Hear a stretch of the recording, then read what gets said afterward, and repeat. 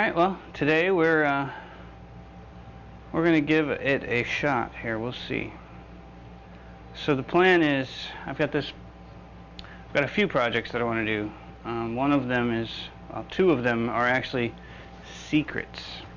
So hopefully the videos don't give it away too much. I don't think the recipients will know. One of them, I may hold off on releasing the video of the second project until after the project is delivered. But this first one I think is safe, probably. I don't know. We'll see. So today's first thing, it's been a while since I've been on the CNC, so I'm kind of reorienting myself because there's a lot to think about and getting things covered and work holding and marking and planning and all that stuff. So this first project is going to be out of a couple of pieces of 3/4 inch Baltic birch. These are way oversized.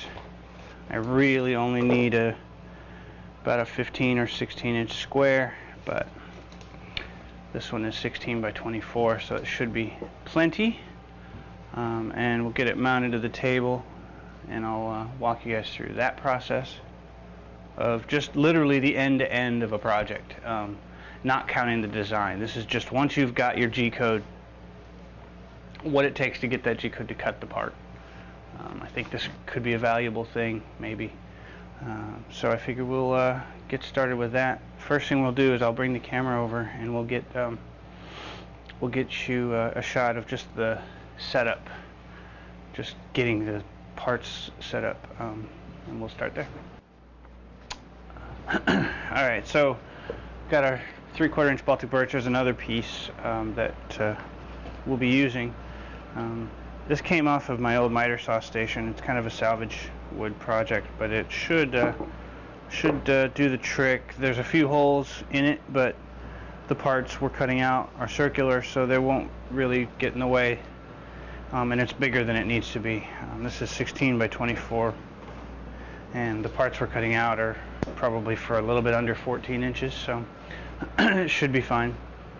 When you generate G-code, or when you're in your CAM application, the origin is set ahead of time. Like, you kind of tell it where you want your start point, your center, where, so basically the G-code is referencing everything is relative to that start point, and sometimes it's in the lower left corner, sometimes it's in the very center. We're going to do very center in this case. So basically what I'm going to do is give it kind of a rough idea of where I want it to cut, and I'm going to take it at, let's consider this a 16 inch square, so we're going to mark it about 8 inches in from either side, and that should give us plenty of meat around it. And it doesn't have to be, since my piece is oversized, the location of that center point is not it's not nearly as critical as if I were trying to maximize material yield. In this case, these parts are way smaller than my starting board, so I have a lot of room to play with. So I'm just getting kind of a rough center point, and then once we have that, we kind of know where our G-code will begin. And let's set these aside for just a second. The next bit we have to care about is how to hold this thing down. Now, in this case, we're cutting through the part, or we're cutting all the way through the material. And I don't like cutting into my board of the table of my CNC. So typically you'll put what they call a spoil board down. It serves more than just for saving my table down too. It can also help in reducing tear out as the cutter plunges through the surfaces of the actual starting material. You can get some tear out. So if you have some backing behind that, you'll usually have a better surface at the end. So what we're going to use for our for our spoil board is just some scrap MDF that I did a bunch of tests on when I first built the machine. And it's just 3/4 inch MDF. It's got a fair bit of crap cut out of the surface already, but it's one thing is that it's about the same width and way longer than I need. This will come in kind of handy so that I can position this so that I can clamp it from the sides and not have to drill into it. So what we'll do is I'll take my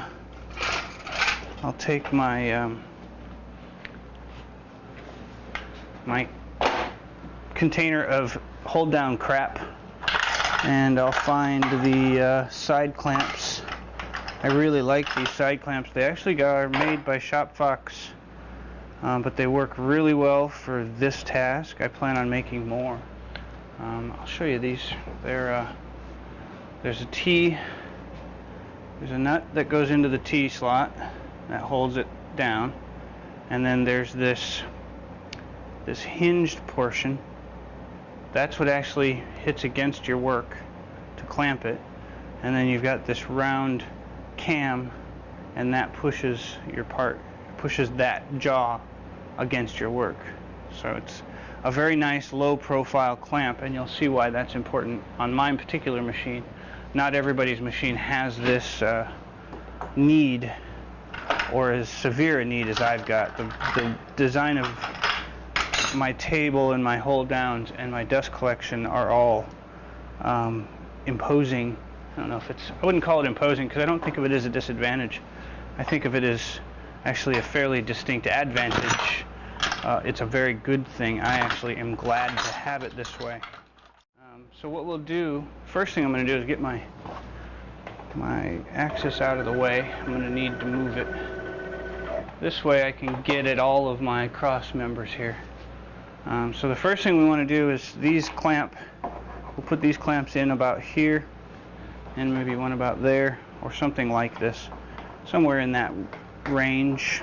Basically, we're just looking to get some clamping surface. I like them in the middle because they don't overhang the zone there, but it means finding a advantageous spot on that side as well. So basically we just get the workpiece in place, or not the workpiece, but the spoil board in place, and pop this out so I can throw some in. The clamps will sit here and push that way, so you need something on the other side to hold it. And these are just, I mean, these couldn't be simpler. They're a little scrap of 1/4 inch thick aluminum. These are actually cutoffs from angle iron, or from angle aluminum, and then there's just a socket head or a flathead cap screw with a nut, just 1/4 nut, and it goes with the flat side facing out. It just goes into our T-track, and then it sits there.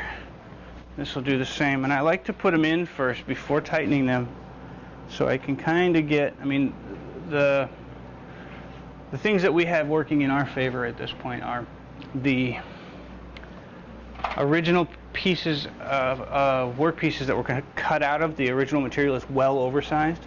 So positioning the spoil board, even though the spoil board is exactly the same width, positioning it is way less critical, because we don't really have a huge economy of material problem we're dealing with here. We're just getting parts out of it, and that's held down. It's pretty flat. And then the other piece is this part comes here, and this part will go here. If I can get it to actually go into the T-track, would be good. And now when we lock these down, we lock them down with the cams fully retracted, and get it, you know, we want it kind of tight. We don't want to have to come cam all the way around or run out of cam travel. So then you just set this and tighten, and this will hold the spoil board, but it doesn't actually hold our material, right? So what we've got to do is mount the material to the spoil board. And there are a number of ways you can do that. A lot of guys will use double stick tape. Some people use screwdriver or screw bits, just screws, bolts, whatever. I've seen some guys use hot glue. There's a lot of ways you can do it. We tend to use what we have or what's comfortable. So we've got our first workpiece with center marked, and it really doesn't matter where on the table it goes because we're going to reference that point. But I do kind of tend to put my machining in the middle. I'm not sure why I do that. I don't know if there's any real good reason for me to do that, but I do it. Since this piece already has a few screw holes in it, I'm going to make use of those so I don't have nearly so much to drill, but I do have to drill a little bit because those holes are tiny. I'll be right over here getting a screwdriver and a drill bit of the appropriate size.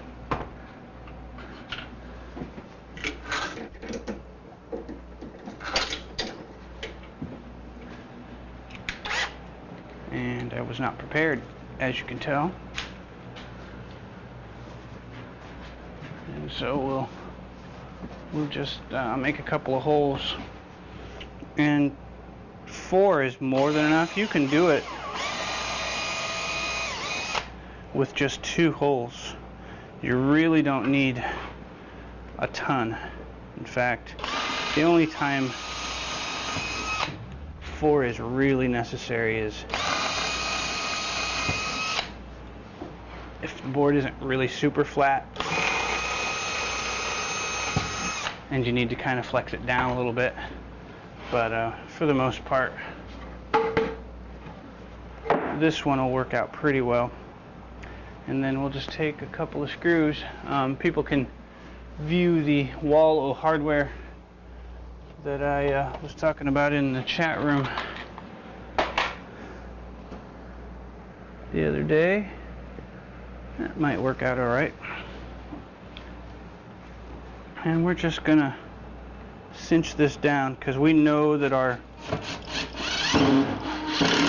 G-cut is going to go well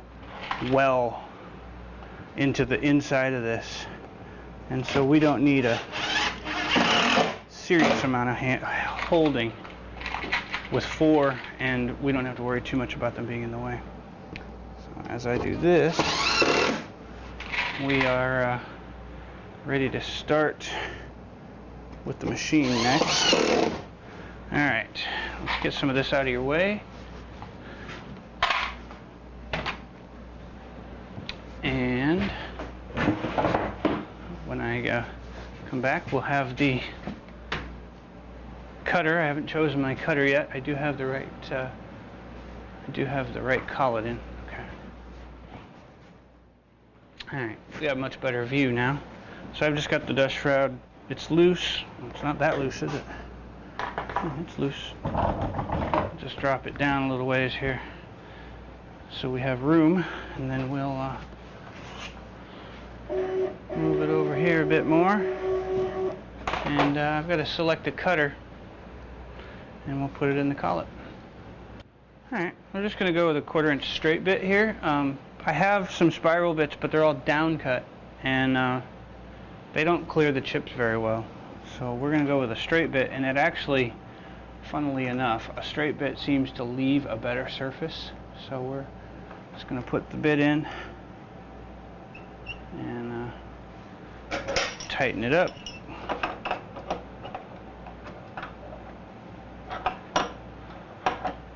It's just a router, so you do the same thing you would normally do with a router. Just tighten things up really good. Just make sure that cutter doesn't slip. And then the next thing we'll do is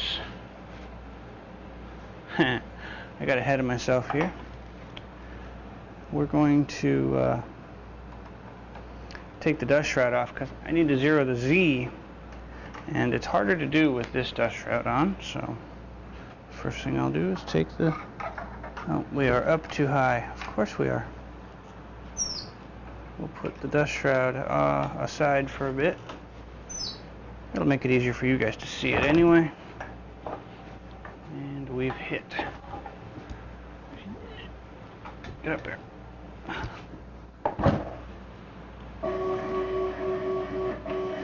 Will that clear? Yes, it will. This used to slide a lot better. I think it's time to grease that up a bit more. Okay.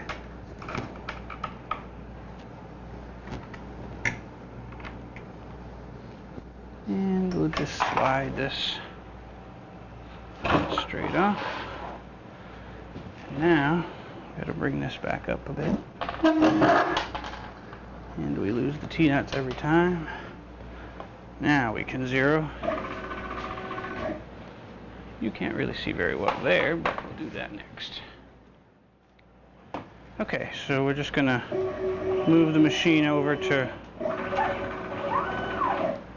roughly 0 here.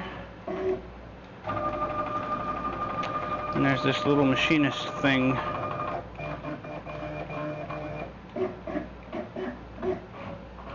I'd say the X and Y are close enough. Remember, this is very much not you just caught me in a thing I didn't do. First of all, we need to tighten up our clamps, because if those aren't tight, things are moving. Second, I didn't home the machine. Now, a lot of people don't bother with this step, but there's a very, very, very good reason why you should always, at the beginning of every session, home your machine. And that is, if something goes wrong, you're getting a really interesting view there. Okay, now we are homed and we are zeroed.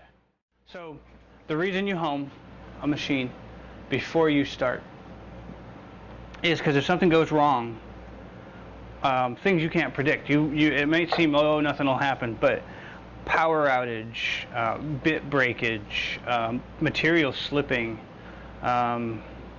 any number of things can go wrong. And if you have to resume the job without, let's say you don't have any more of this particular material around, or it's way expensive and it's not cost effective to replace it. If you don't have your machine homed in advance, it makes getting right back, exactly back, very unnoticeably returning to the same spot and resuming wherever in the cuts you may be, then homing is your method. Homing is your way to do that. Alright, so this is a view in Mach 3. So the machine has been homed, and now we'll run it back over to where our center point is.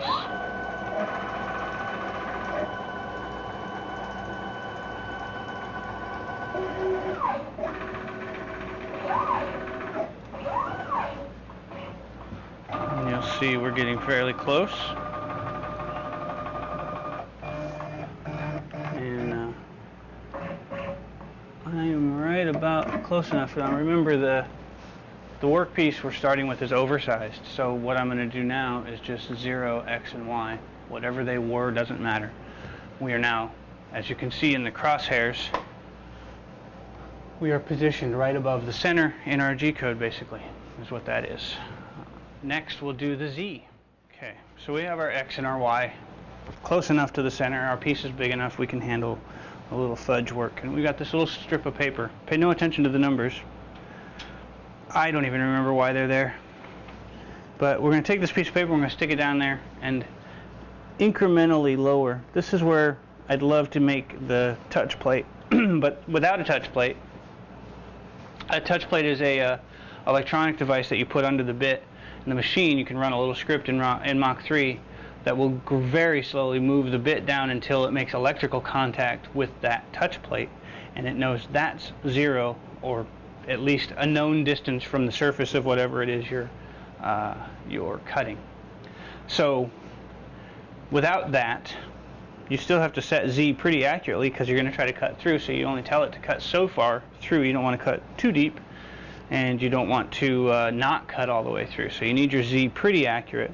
So one of the ways that I've been taught how to do this is you take a small strip of paper, which is about 3 or 4 thousandths of an inch thick, and you place it underneath. I'm going to zoom in before I do this because I want you to see what I'm doing, but I'll demonstrate rather quickly what the basic process is. So you kind of slip the paper under when there's room, and you just wiggle it around like this, and then you gradually, so in Mach 3, if you hold control and then the axis movement down, it moves in one step, or one, it's not really a step on the stepper motor, it's one increment in Mach 3. So it's a percentage of the, I forget exactly what it is, but it moves a very tiny little bit. In my case, it moves about 1/1000th of an inch or so, a little bit more. So we just hit page down, because in Mach 3, page down is move the z-axis down for my machine. It's a little different for everybody's machine. It could be different for everybody's machine, for other people's machines. So we move it down a few thou, and then we wiggle, and we go until we feel it grab. The cutter edge will snag on that paper. So you just move it down, hold control and page down a little bit, move it 2 or 3 thou, and then you wiggle it until the paper snags on the cutter edge, and then you know that the paper's 3 or 4 thousandths, maybe 4 or 5 thousandths thick. So you're probably within a thou or two. And in the case of this project, since I'm not machining anything to high precision tolerances, within 1,000th or two is vast overkill anyway. So, but we want to make sure we're within 10 thou at least of 0. So I'm going to zoom you guys in, and you can watch that actual process happen. Kind of wish that cord stayed up, but it doesn't. So you just have to. All right. Okay, so I've got you zoomed in, and I'm a long ways away. You can see there's a lot of gap there right now. So we're 100 thou from it at least. So we're gonna, not that. We're gonna move page down just a little bit, and I'm just barely tapping the page down key here. You can't really see that very well, can you? It's upside down. Wouldn't matter. Anyway, just barely tapping the page down key until I get a little closer. Now we're probably 50 or 60 thou. Or tap one more time. All right, so we're within 20 or 30 thou right now. So I'm just gonna control and just barely zig that down. Just, I don't know if you can hear the tick, tick, tick, tick, tick, tick that's going on. I'm gonna try to stay quiet, see if you can. Maybe. And I'm just moving down 5 or 6 thou, 3 or 4 thou at a time, and shaking that paper just a little bit. We're getting close. All right, right now it's snug, but if I lay it really flat, it's not snug, I shouldn't say, it's just touching. But if I lay the paper flat, it's still very loose, so we go 1 thou at a time from this point on until we hit it. And I'm not even sure this is a full thou. I think we're at, let's see, we're at 49038 right now, 4.9038. That was 4.8, so that, according to Mach 3, was pretty much exactly a thou. But then the next one, so we're moving at like 9,500ths, or 9,500ths of a thousandth, I guess. We're moving at 0.00097 or 5 or something like that. So 9.7 or 9.5 tenths of a 10 thousandths of an inch. But now we're still a little free. Go a little more. One more probably.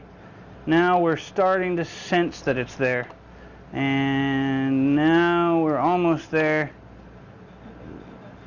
That's probably very close. So there's the, I guess they call it the machinist's feel. And what you call on it feels a certain way.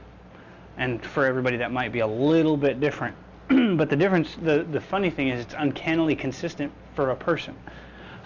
What feels on it for you today will feel on it for you in a while, a couple of days or a month, 6 years. You're relatively consistent there, or you're not off by a terrible amount. So when it feels about contacting, when you feel the snagging is consistent with your it's on it feeling. Yeah, and now I can't even push it. So we went 1 more thou. We come back up. It's still there because I have a little bit of backlash, it looks like. And then we're gonna come down on it. I always want to like to come down to it. There we go. We're right about back where we were. Yep, that was where we were. So we're going to call that Z0. Now, I'm up off the top of the surface because I skipped a small step. Once I reached touching, right, and it feels snug, instead of, I zeroed out the Z, and then I'm going to move it down about 3 or so thou, because that's the thickness of this paper, or roughly the thickness of this paper. And then I re-zero the Z, because that way it'll be right on top of this surface. And now we've got all 3 axes zeroed. So I can move here. I've moved, right? I can tell it go to 0, and it'll go there. Alright, that is how I zero. Alright, so we've moved things over, we're all zeroed, we're ready to go. We're going to bring the dust shoe back in because this is wood and it will make a good deal of dust. So we'll slide this over here. And we need to push the Z up a bit. Get it out of our way. I've got another thing to do there anyway, so it's good that it's up. And we'll slip that onto our T-track pieces. Slide them in. Get them close. How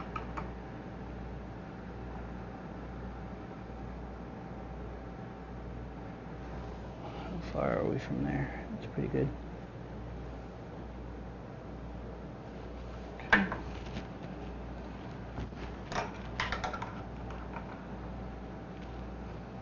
There. Sure, that'll do. So now we need to raise it up a bit so it'll clear the part. So what I like to do is I come up all the way past it for sure, come over to the part, and I drop it down a bit. Not all the way, I want it to be a little bit up, like maybe, I basically pinch my finger in down here at this side. I've got my fingers sort of stuck in here, and I just sort of say that's close. That's going to get a decent amount of dust collection there. And we just tighten up these brackets here. And one last little bit is the dust shroud, which is just a little short piece of 4-inch tube hose, 4-inch hose, and it just slips. I think it goes the other way. Yeah, it just slips on, and that takes up some of the air. So when the router is blowing, because the router blows out this way anyway, this kind of captures that so it doesn't shoot dust all over, and then it actually aids the vacuum a little bit. So now we're ready to return to 0, and I think we're about to move you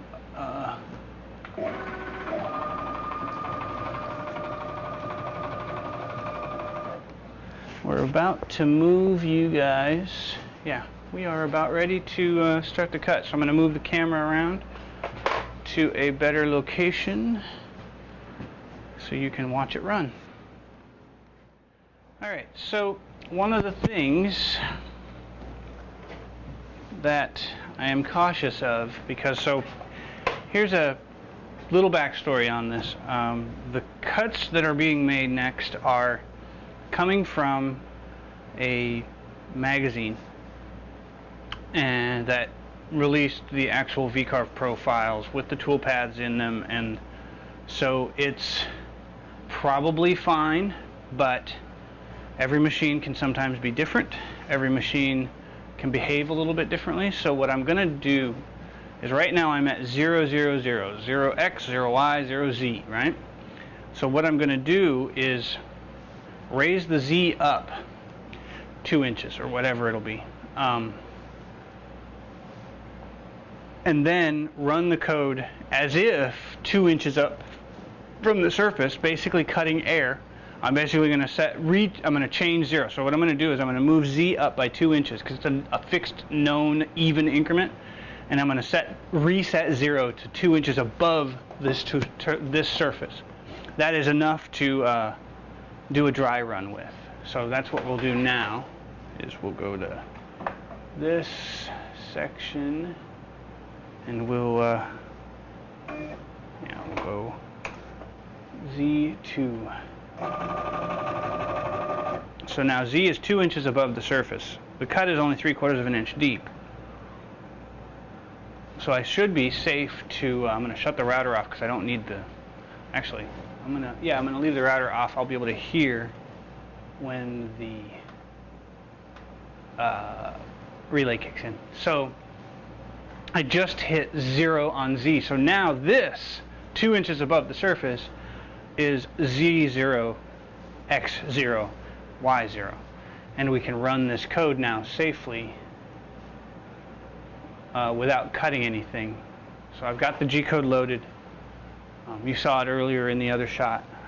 So here's, it's going to go up. It did not kick on the router. So that's good to know. But it seems to be running okay. I'm just watching it go, and it seems to be cutting just fine. I don't see any fear. It does have the spindle run. I was wrong earlier. The spindle is running. So it seems to be running just fine. It's not going super fast. But I don't know if you guys can hear that. It's cutting circles. Cutting circles is awesome. It sounds really funny. So this gives me enough confidence to know that it's probably not going to crash the machine. It's probably not going to ruin any work pieces. So at this point, I can pause and I can bring the router back up. I can rewind the code all the way back to the beginning. I can shut the spindle off, and we can turn the router on now. And we can go back to zeros. Go to 0, please. Alright. Now, we're back at 0. I'm going to reload the G code just because that feels better. Alright. We're at 0, 0, 0, right? But we're still 2 inches up. So the thing we're going to do now is we're just going to say Z minus 2 because we put it up 2 inches. So it'll drop to 2. And then we're going to call that 0 once again, and we are ready to run our part. This probably gets a little bit loud. So let's begin running. So the first thing I'll do is I'll turn on my dust collection and we'll run it.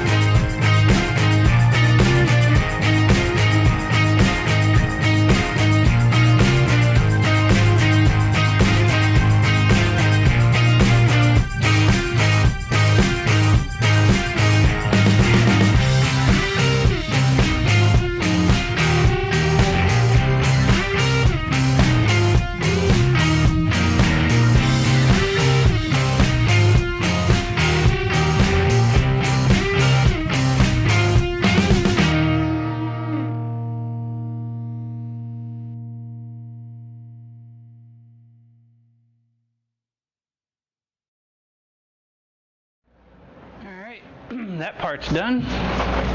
We'll slide it off the table here. Just move it over. Came out really good, actually. Not a lot of tear out on top, which is perfect. And looks like the tabs held it pretty well.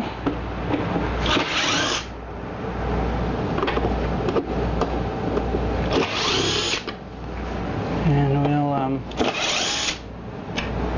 do the same for the second part. I won't say what this is for yet. This is a surprise. Actually, the tabs let go. That happens a lot, I've noticed. So things with if they don't use 3D tabs, they don't stay as well. So, but you're gonna get the general idea here. Pretty good without tear out. Okay, we'll set up for our second part, which should be pretty much the same as the first. Let's 21 minutes 36-second cut time for that one. The V-carve estimate was very close in that. Let's grab the brush here first. I want to make sure. So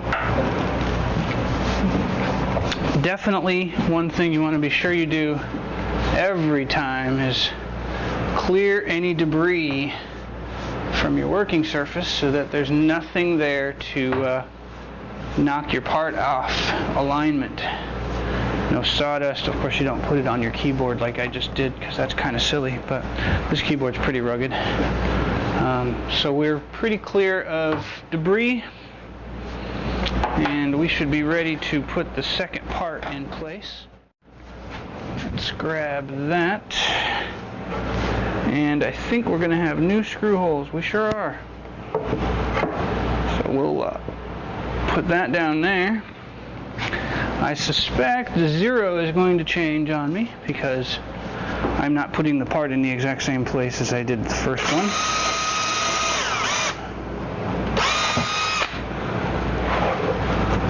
But this should not be a problem because we know how to 0 now, right?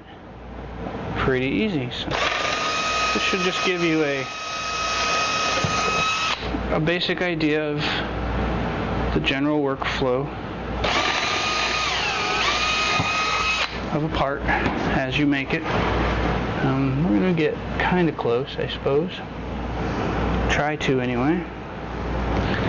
And then we'll get set up for the next part. So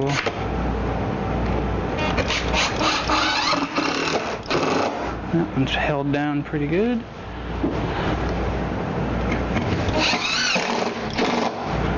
And as you saw, the part didn't move, nothing shifted, everything cut pretty good. And there's a point here I haven't said it yet, but I've been live streaming this to the WoodWhisperer chat room, and the project is kind of a surprise for somebody in there. So I'm holding off on holding it up to the camera so that people on the streaming side don't have their surprise given away. Now the board's the same thickness, so I shouldn't hit my dust collector. And we're just out of S&G's gonna 0 and see where that lands us relative to our marks. I suspect we are somewhat off. Let's bring the router up and take a look. I would say no, we're probably fine. Let's try that once more.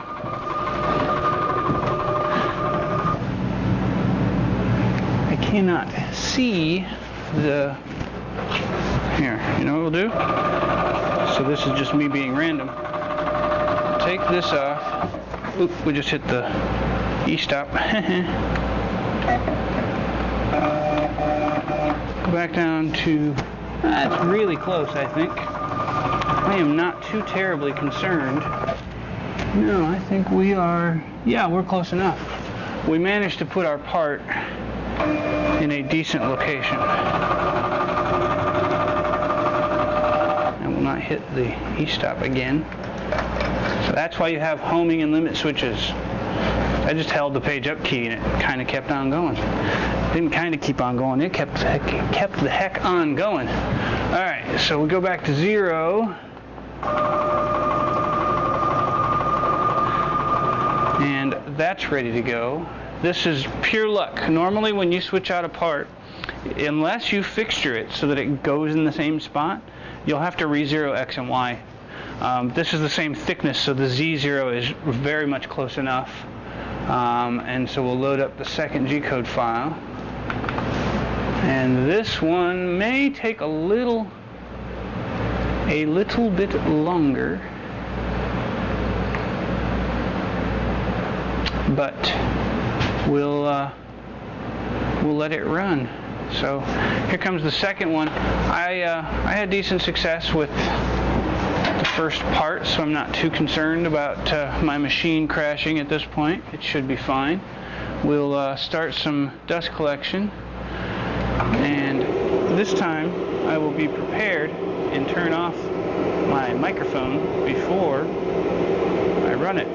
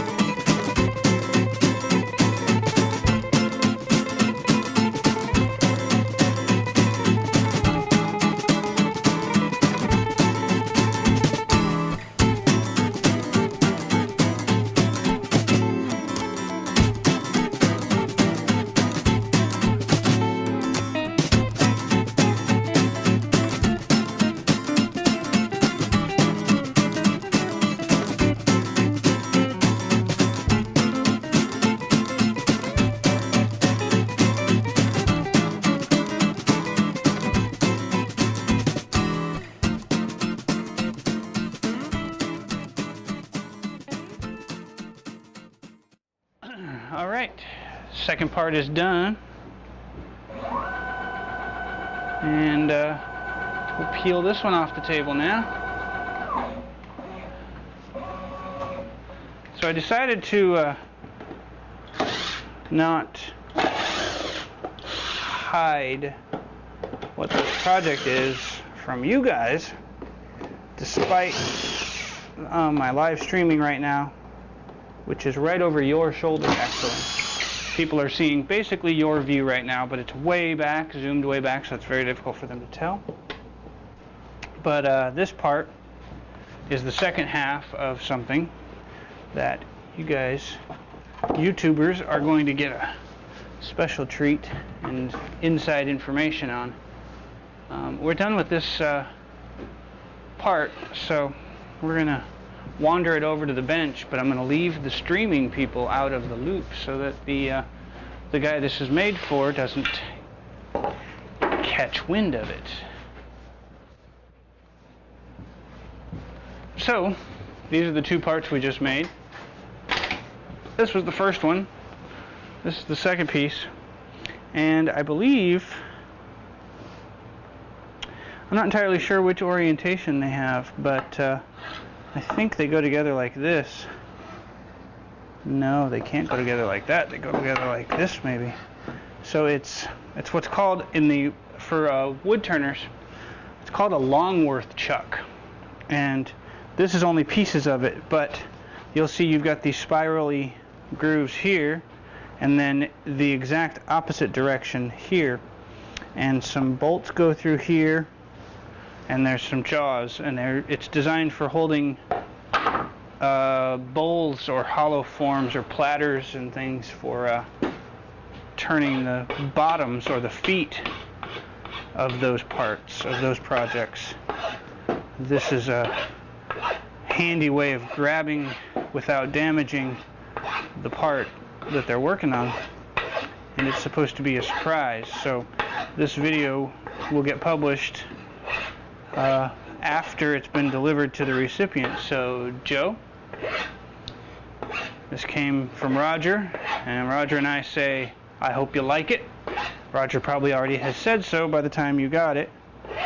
This was totally Roger's thing. He came to me and asked if I would mind cutting some CNC stuff for him for a Longworth chuck and for Joe Watson. So hey Joe, even though you're an Okie, no, I'm kidding. It's a pleasure to make cool things for people. I like doing that. So anyway, Joe, I hope this works well for you, and I hope you like it. The funny part of the story is Roger came to me about probably a month, Raj. Yeah, about a month ago. And I said, okay, I'll jump on it when I can get to it. I wanted to get some shop stuff done, so I didn't, it's a fun thing for friends, and I needed to get into a position where I could make some time to do it. In that time, literally 3 days ago, Joe decided to make some coal jaws for his chuck. So they kind of do basically the same thing, but Joe, I think you're going to find the Longworth, just because some friends made it for you, vastly superior to the coal jaws. Anyway, Joe, I hope you like it. I hope it works out well for you. We're hoping things are holding up, and we'll go there. So that's what that is. Anyway, thanks for watching.